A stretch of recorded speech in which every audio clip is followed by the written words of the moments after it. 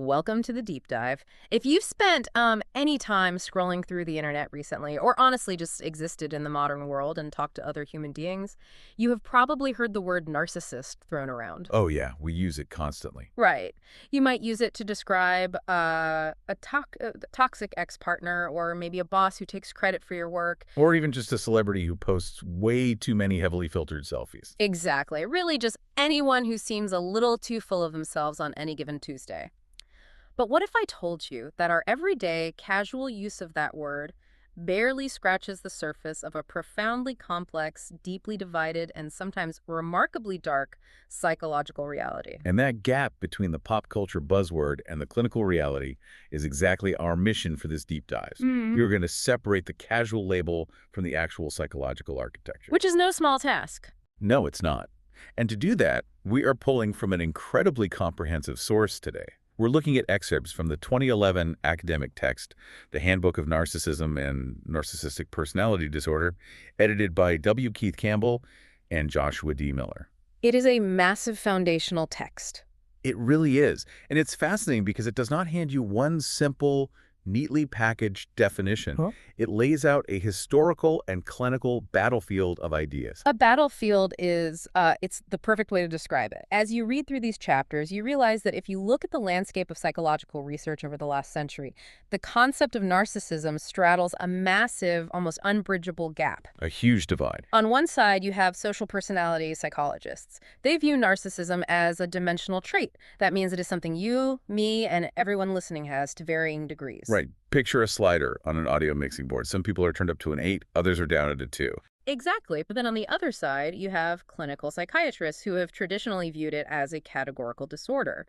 In their world, it's a box. You either meet the criteria and fit into the box, or you don't. And bridging those two very different perspectives has been a monumental challenge for the field. Okay, let's unpack this by going all the way back to the beginning, because long before narcissism was a clinical diagnosis debated by psychiatrists in committee rooms, it was a story. Right, the myth. Yeah, the very term narcissism comes to us from the ancient Greek myth of Narcissus.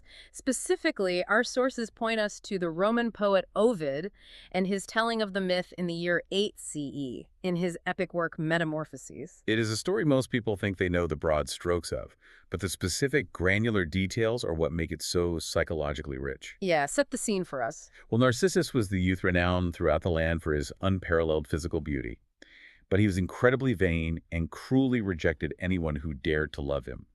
One of those rejected suitors was the nymph Echo. And the rejection devastated her. Completely. She was so heartbroken and also cursed to only ever be able to repeat the last words spoken to her that she literally wasted away in the woods until absolutely nothing was left of her but her voice. Ovid really wasn't messing around with the drama there. No, not at all. Because of this astonishing cruelty toward Echo and others, the avenging goddess Nemesis decides to curse Narcissus. One day, he catches a glimpse of his own magnificent reflection in a pool of water and falls madly, obsessively in love with it. But because it is merely a reflection and illusion, he can never actually possess the object of his desire.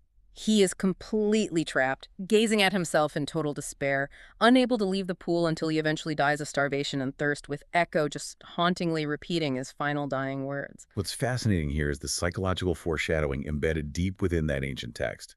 Ovid's version actually begins with a prophecy from the famous blind seer, Tiresias. Oh, right, the prophecy. Tiresias predicts that Narcissus will live a long, happy life, si non noverit, which translates from the Latin to, unless he knows himself. That is so subversive. It completely upends the classical Greek ideal. I mean, the Greeks worshiped the concept of self-knowledge. Know thyself was carved into the temple of Apollo.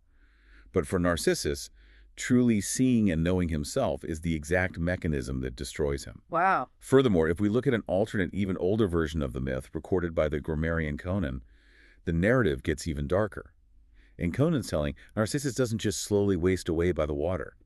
He violently commits suicide out of a profound, overwhelming guilt over the suitors he had so callously scorned. That detail about the suicide is incredible because it perfectly foreshadows the intense despair, the internal anguish, and the self-recrimination that modern clinicians see in actual severe cases of pathological narcissism. Exactly.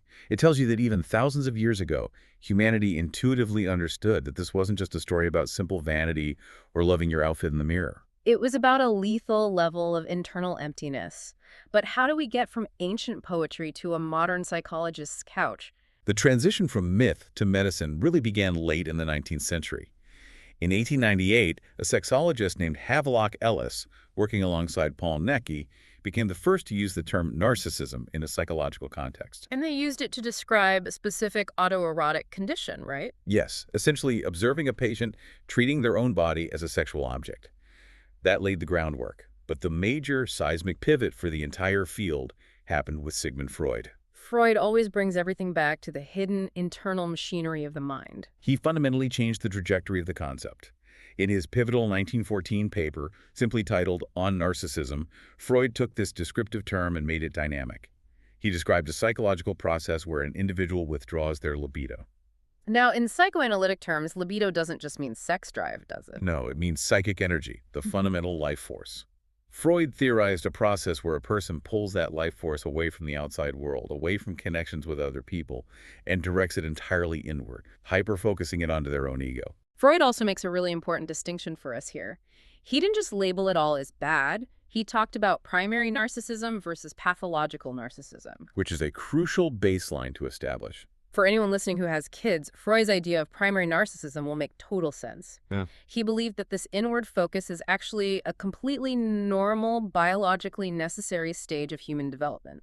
A baby has to be the center of their own universe. They have to demand that their needs are met immediately, and that is exactly how it should be for survival.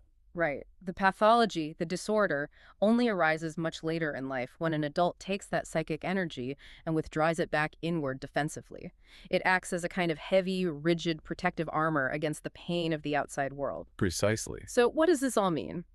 If Freud set the theoretical stage with his ideas about psychic energy, how did modern clinicians actually start treating patients and defining this as a cohesive personality structure? To understand the modern clinical landscape, we have to look at the two absolute titans of 20th century narcissism theory, Otto Kernberg and Heinz Kohut. For heavyweights. Their separate writings in the late 1960s and early 1970s sparked an enormous worldwide surge of interest in the topic. They were looking at patients exhibiting very similar, difficult behaviors, but they developed vastly different theoretical frameworks to explain the why and the how of the disorder. Let's dive into Otto Kernberg first. His view, which he published heavily around 1967 and 1970, leans heavily into that Freudian idea of narcissism as a hardcore defense mechanism. Yes.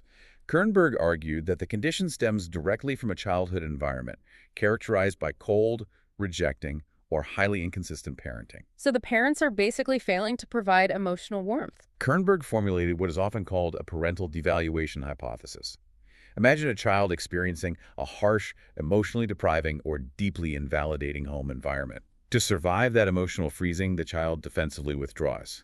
The psyche creates a shield. And that shield becomes their entire personality. Right. The child forms what Kernberg called a pathological grandiose self-representation.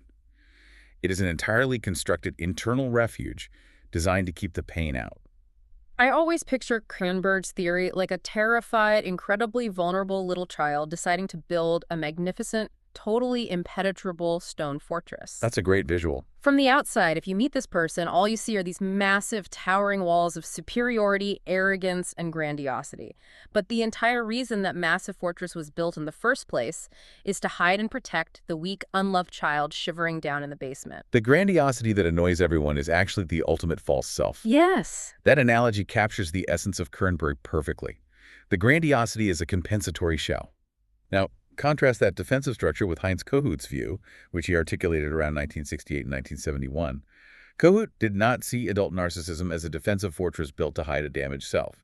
He saw it as entirely normal human development that had simply been arrested or gone awry. Kohut echoes Freud a bit here because he also thought a certain level of grandiosity was a completely standard feature of childhood. Kohut argued it is entirely normal and necessary for young children to have grandiose fantasies about themselves and to completely uncritically idealize their parents.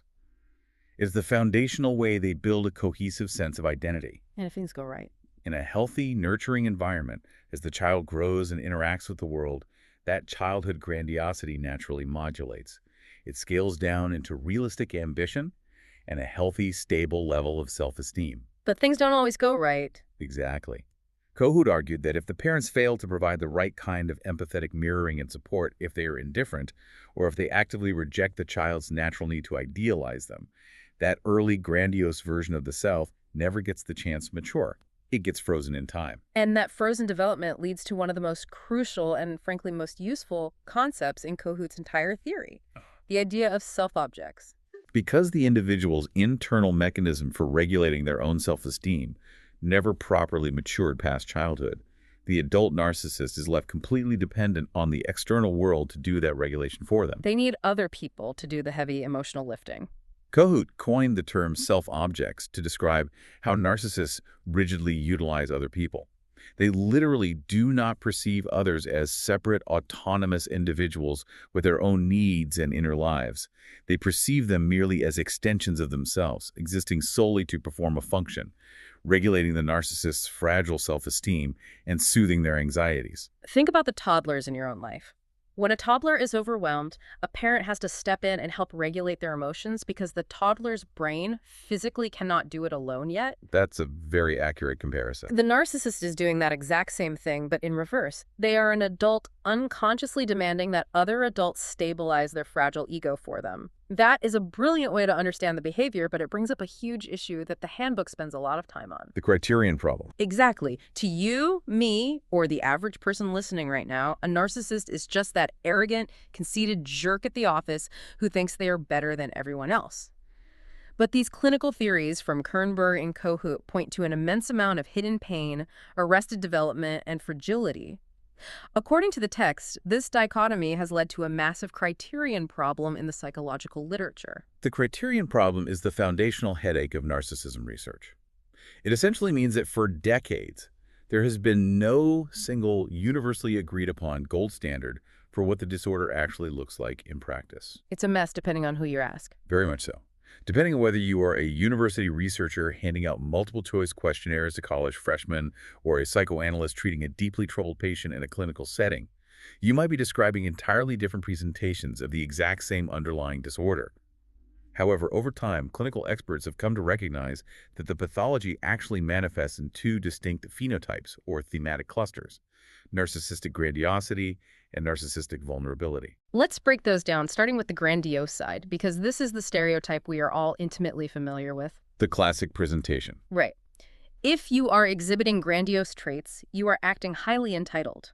You are exploitative of the people around you, exhibitionistic, arrogant, and you demand a constant stream of attention and admiration.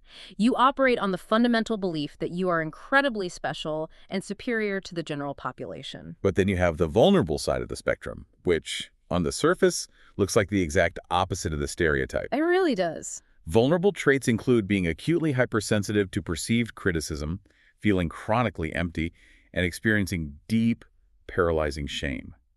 These individuals might actively avoid being the center of attention or avoid forming deep relationships altogether because they are absolutely terrified of their flaws being exposed. They are prone to severe, devastating drops in their self-esteem that leave them depleted. And here is a crucial paradigm-shifting insight from the text, specifically from Chapter 4, authored by Aaron Pincus and Michael Ruch. If you spend any time reading articles or watching videos about this topic online, you will constantly hear people talking about overt narcissists versus covert narcissists. Treating them as if they are two entirely different species of human beings. Yes. The internet loves to categorize them. You are either the loud, arrogant extrovert, or you are the quiet, sensitive introvert. But Pincus and Ruch make it crystal clear. Clinically speaking, that binary categorization is completely inaccurate. It is perhaps the most pervasive misconception about the disorder today. Pincus and Ruch emphasize that all pathological narcissists possess both overt and covert features. The clinical reality is that an individual does not exist permanently as purely grandiose or purely vulnerable.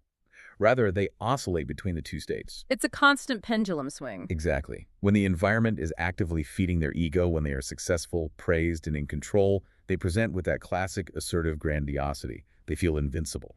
But the pendulum always swings back. It does. When they inevitably experience a failure or rejection or loss of status, when that inflated, grandiose ego deflates, the vulnerability hits them incredibly hard. They crash rapidly into depression, severe emotional depletion, and incredibly painful feelings of inferiority. You simply cannot understand the loud grandiosity without also understanding the crushing, quiet vulnerability that inevitably follows when the grandiosity fails them. Here's where it gets really interesting and, frankly, a bit frightening. Because when that ego threat happens and the pendulum swings toward vulnerability, it doesn't always just lead to quiet sadness or a depressive crash. It can lead to severe outward aggression. The sources delve into the darkest, most destructive aspects of this disorder, including a presentation that Otto Kernberg identified as malignant narcissism. Which sounds terrifying just by the name. It is. Malignant narcissism represents a particularly severe, dangerous presentation of the pathology. In these cases, the patient exhibits the typical baseline symptoms of narcissistic personality disorder, but it is deeply intertwined with antisocial behavior, high levels of paranoia, and a chilling addition: egocentric sadism. Meaning they enjoy hurting people. Yes. This means the individual actually takes conscious pleasure in their own aggression and derives satisfaction from inflicting psychological or emotional pain on others to reassert their dominance. The sources also introduce a haunting concept from the psychoanalyst Andre Green called negative or death narcissism. Death narcissism is a profound state of retreat. The individual doesn't just withdraw from a single stressful event, they enter a permanent state of severe void and psychic emptiness. Green describes this state powerfully as an aspiration for nothing. An aspiration for nothing. That is so bleak. The person disengages completely from life, ambition, and relationships. But crucially, it is not a peaceful, quiet withdrawal. Green frames it as an internal, aggressive attack on the external world.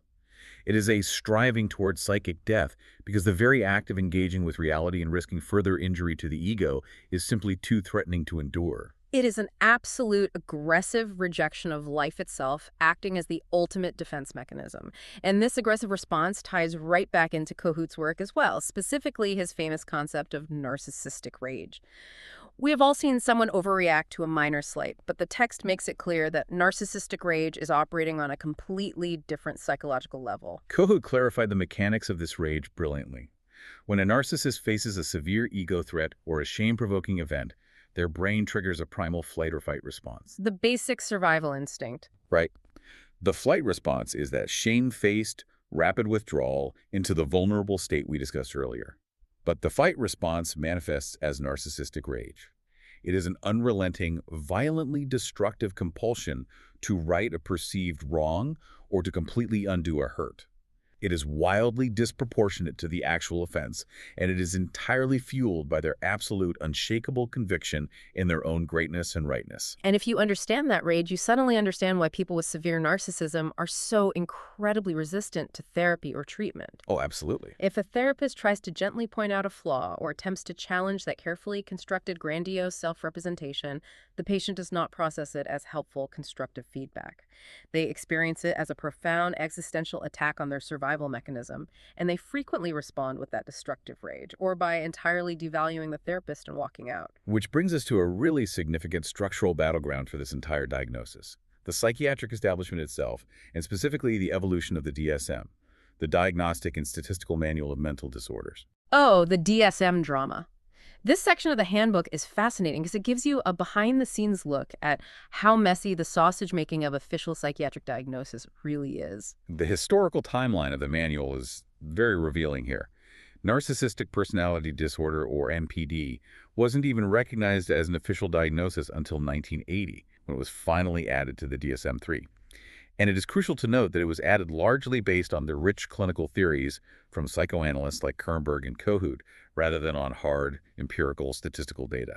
But then, as the DSM evolved through the decades, the diagnostic criteria got weird. Very weird. By the time the DSM-IV came out in 1994, the committee making the rules actually decided to straight up delete the vulnerable criteria from the official diagnosis. Symptoms that clinicians relied on, like reacting to criticism with intense rage or experiencing deep, paralyzing shame, were completely removed from the manual. And why did they do that? because the committee felt those specific symptoms overlapped too much with borderline personality disorder. They wanted their diagnostic categories to be perfectly clean, distinct, and easy to sort. This raises an important question. What happens when you alter a medical diagnosis just to make the administrative categorization neater, rather than ensuring it reflects the messy, real-world clinical reality? The result for the DSM-IV was functionally absurd. The official definition of NPD became almost entirely focused on grandiosity. It completely ignored the vulnerable side, which, as we've discussed, is the very fragility that drives the entire disorder. And the fallout from that decision was massive. Because the criteria were so narrow, large epidemiological studies that relied strictly on the DSM-IV checklist started finding a 0% prevalence rate of NPD in the general population. Literally 0%. Imagine you are a clinician at that time. You are seeing this intense grandiosity and crushing vulnerability in your office every single day, but the official psychiatric rulebook had essentially defined the disorder out of existence because it only looked at half the picture. It perfectly highlights the massive inherent flaw in using a rigid categorical box system for human personality. You either have 5 of the 9 symptoms or you don't. Because of this spectacular failure, the working groups proposing changes for the DSM-5, which was currently in development when this 2011 handbook was published, suggested a radical, controversial solution: deleting the NPD category altogether. Wait, getting rid of the diagnosis entirely? Not erasing the psychological concept, but completely shifting the methodology of how we measure it. The proposal was to replace the categorical yes-no box with a dimensional trait model. Instead of a binary diagnosis, clinicians would measure a patient's levels of specific pathological traits, namely their levels of narcissism, manipulativeness, histrionism, and callousness. So breaking it down into component parts. Right. It was designed as a way to finally capture the true nuances of the disorder, allowing therapists to account for both the grandiose and the vulnerable presentations without forcing complex patients into an ill-fitting, rigid box. It's exactly like shifting from a basic light switch where the disorder is just on or off to a highly sensitive volume dial.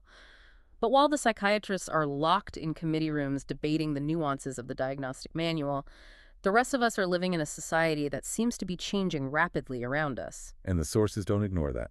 No, they don't. The sources in this handbook don't just look at individual pathology. They zoom out to look at our broader culture. Back in the 1970s, the journalist Tom Wolfe famously dubbed that era the Me Decade, and the historian Christopher Lasch wrote a seminal, highly influential book called The Culture of Narcissism. They were arguing that American culture was fundamentally shifting away from community and toward a highly entitled, self-absorbed individualism. And we now have hard empirical data to support the reality of that cultural shift. The handbook extensively cites research conducted by Jean Twenge and W. Keith Campbell. They looked at 85 different samples comprising over 16,000 American college students who took the Narcissistic Personality Inventory, or NPI, over several decades. That's a massive study. It is. When you look at the data they pulled together from the 1980s onward, they found that scores on the NPI have increased by 23.3 standard deviations. In practical terms, that means almost 2/3 of recent college students score higher in narcissism than the average student did back in the late 70s and early 80s. When you think about a sample size of over 16,000 people, that is a staggering, undeniable shift in the baseline of our culture. We are dealing with a societal epidemic of ego inflation. So we've covered an immense amount of ground today. We started with the tragic Greek youth staring into a pool of water, moved through Freud's concepts of inward psychic energy, explored the towering defensive fortresses and fragile inner children theorized by Kernberg and Kohut, and unpacked the constant pendulum swing between grandiosity and vulnerability. We have seen the absolute dark extremes of sadistic rage and the aspiration for nothingness, and looked at how a flawed, rigid diagnostic manual completely failed to capture a deeply nuanced disorder that seems to be steadily growing in our culture. Narcissism, clearly, is not just about vanity or loving mirrors. It is a deeply complex, oscillating regulatory mechanism dealing with desperate grandiosity, profound vulnerability, and sometimes terrifying aggression. If we connect this to the bigger picture, moving away from rigid, simplistic labels and viewing narcissism on a dimension again, utilizing that volume dial rather than an on-off switch, allows us to understand human behavior much more accurately. It reminds us that the intense, desperate drive for self-enhancement and the devastating, painful crash when it fails are deeply human struggles, even when they manifest in highly destructive ways. It really reframes how you look at the behaviors of the people around you and maybe even forces you to look a little closer at yourself. But before we go, I want to leave you with one final provocative thought to mull over, drawn right from chapter 1 of our source material.